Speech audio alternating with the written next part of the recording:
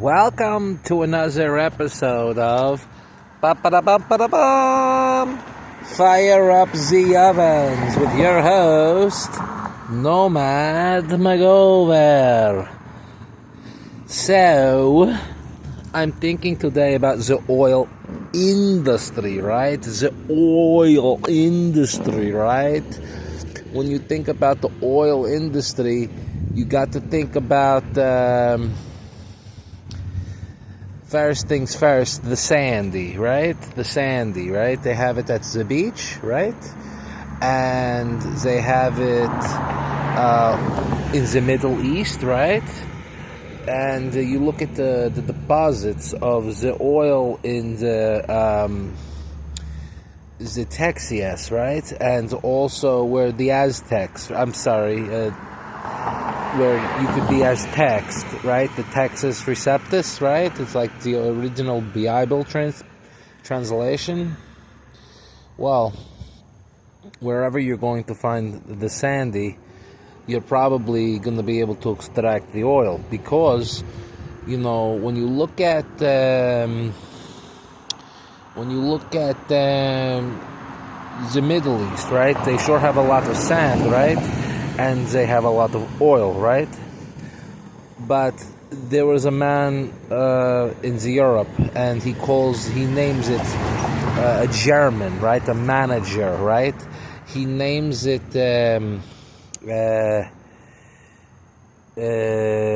fossil fuel, right? And they run the scam, the Jew, right? Because the German Nazi is just an Ashkenazi, right? He or she cannot see a Jew, right? It's a cover crop, right? So this idiot, he comes up with this idea, right? That if we say it, that the oil comes from the fossilized creature, which can be partially true because, you know, there's many creatures that died, right, in the dirt, right?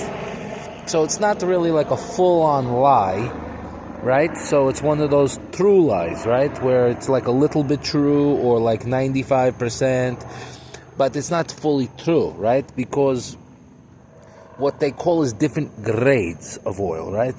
What you want it is not the heavy oil, right, which is we call it the tar, right? And in California they have a very famous place called the La Brea tar pits, right? What it is this, you know, the oil that bubbles to the top of the earth, right? It is because the pressure, right, from the and that's why California has a lot of what they call it earthquake, right? Because the pressure from underneath the ground, it pushes the oil to the top of the surface. It's kind of like a pimple, right? With the oil in your body gets pushed to the surface, right? And then it creates like what they call a white head or a black head, right? And that's what happens with the tar, right?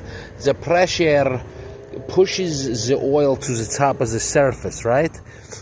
And depending on the type of the dirt, right, which could be sandy, it could be the soily, the more that the heated dirt, right, becomes like liquefied, right, the better the quality of the oil, right? This is why the Middle East oil is such a hot commodity, right? Because in the international community, they've decided that we don't want to take from the sandy beach, like in the beaches of Florida or like Long Island or maybe Hawaii.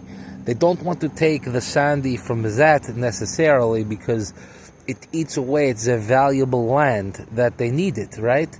So you look to the places on earth where loading with good quality sand, and you're going to find it naturally in the Middle East, right? So like you can get it in Texas, right, with a pump, right?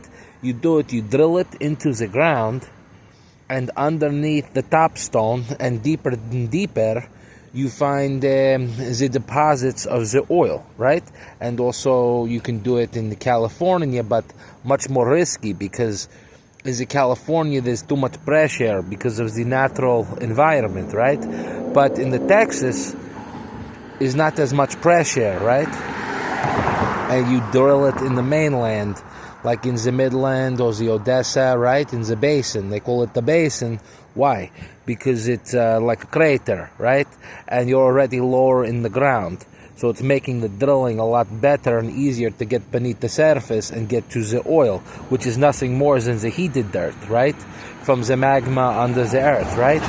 But you have to look into, like, the best quality that you could get. It is the blonde dirt.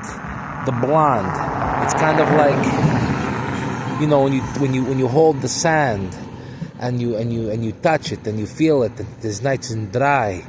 It is like the perfect consistency to easily have the purified dirt, right? So what happens is, when you take the dirt from, let's say, the Texas, right, you have to take it to a place called a refinery, right? That is where they take the dirt and they separate the particle. They separate the silver from the dross, right? They take away the thicker type of the dirt, and then they extract the sand in a particle separator, and then they do the melting, and then they're creating the oil, right? This is not really fossil fuel. It's mostly dirt, right? And when you get the oil from the Middle East, right? The nice thing about the oil from the Middle East is you don't need the refinery as much, right? Because it's already the blonde sand, and like endless amounts of the blonde sand, right? So that blonde sand is making what is called the type of oil called the light sweet crude, right? They don't call it fossil fuel. They call it a light sweet crude, right? Because it's not rare over there, right? It is.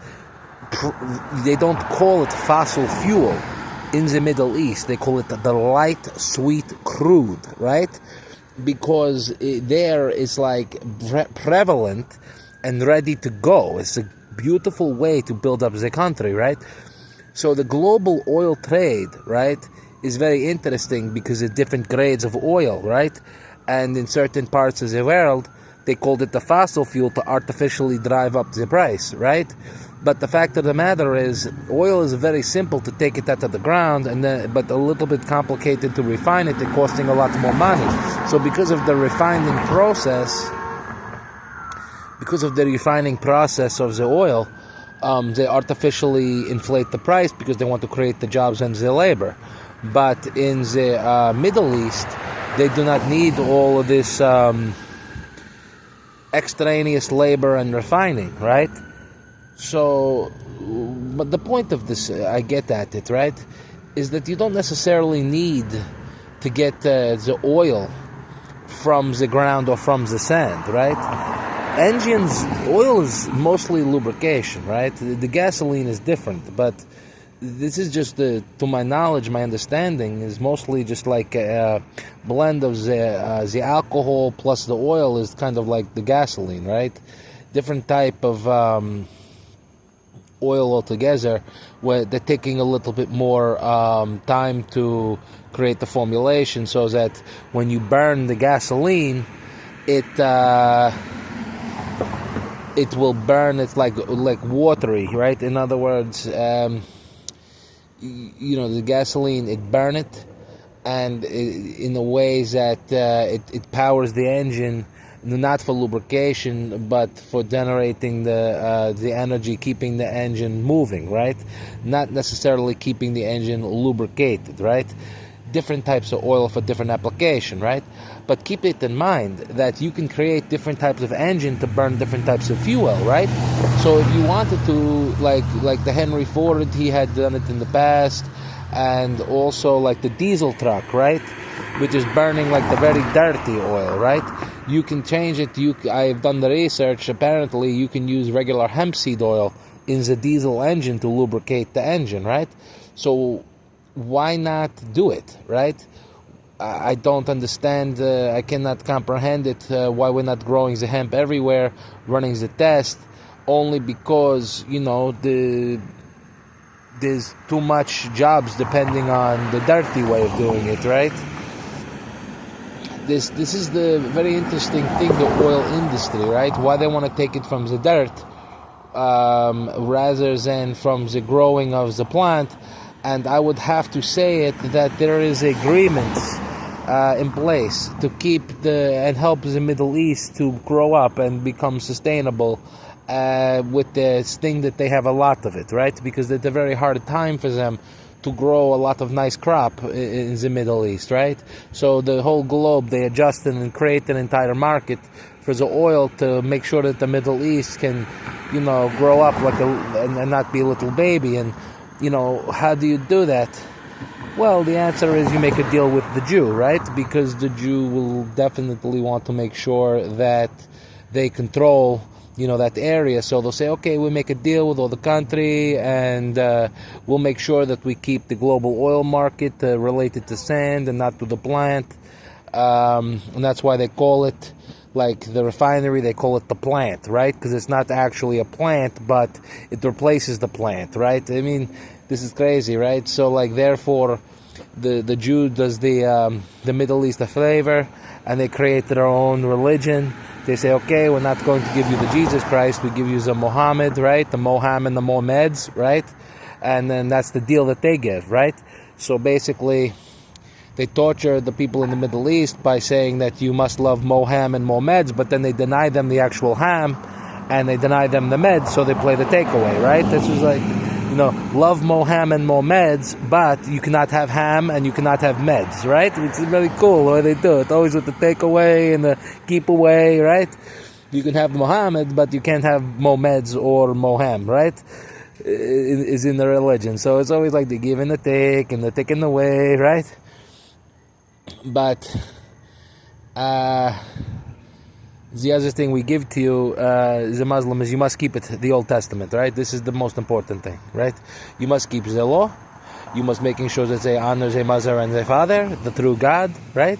And not yourself, but definitely focus on the parents and become addicted to the parents, and make sure that your world revolving around the parents, and we make sure that we control the parents, and they make you pay rent, or they are your parents, right? Anyway, just thinking about the best type of the energy is from the sun, right? This is the truth, the solar power, right? I mean, truly, with it is unlimited, and because of it, it can completely disrupt the entire oil industry. And common sense would be it that everybody in the world would be revolving around it, the solar power and the wind, right? Focusing on the wind and the solar, because it's like the old school windmill, right? Think about it, the old school windmill, right? I understand the China, the Sia hyena, right? That they would be number one in the wind, because they've got a lot of wind. It's a very windy place. But to just go back to the old America and the old windmills, right? They would using the windmill to power the motor, a basic motor without any electricity, and the wind would have gears, and the gears would turn it one way to the other way, and then it would create a motor, and they would call it the grist, right? The G-R-I-S-T, which is kind of like the Christ, right?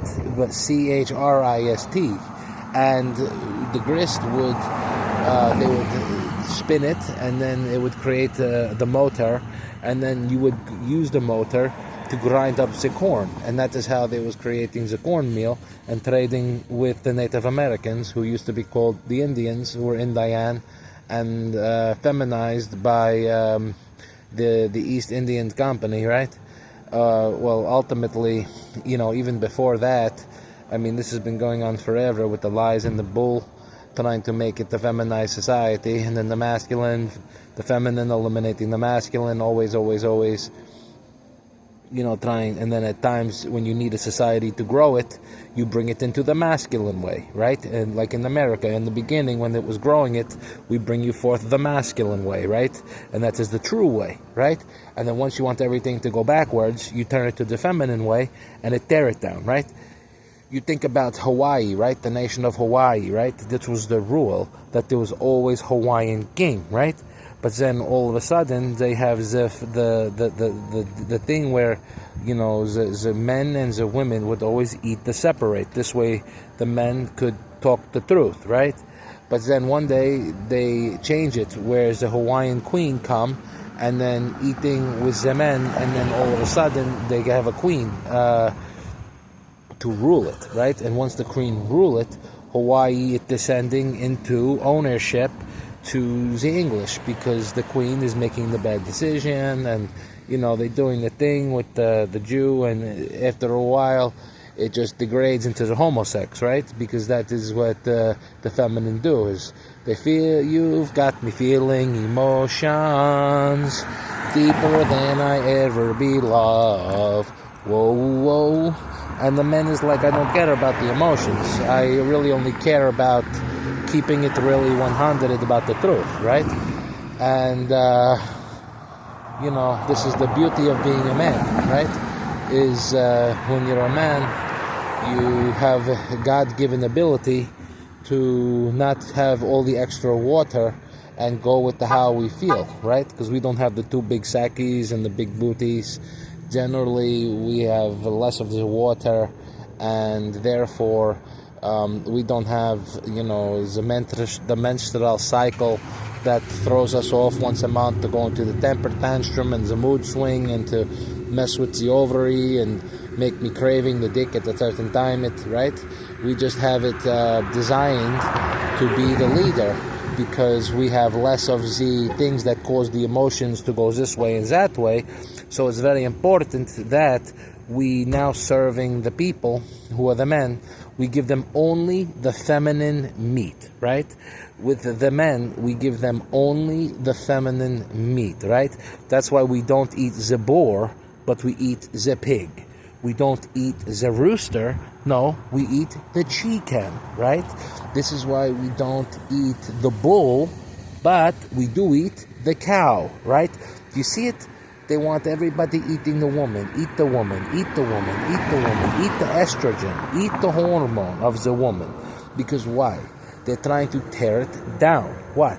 The society. Why? So they can rebuild it back up again. We build, baby, you build me a buttercup just to break it down, and mess me around, and then worst of all, we go to the festival where you say you will, and I love you still.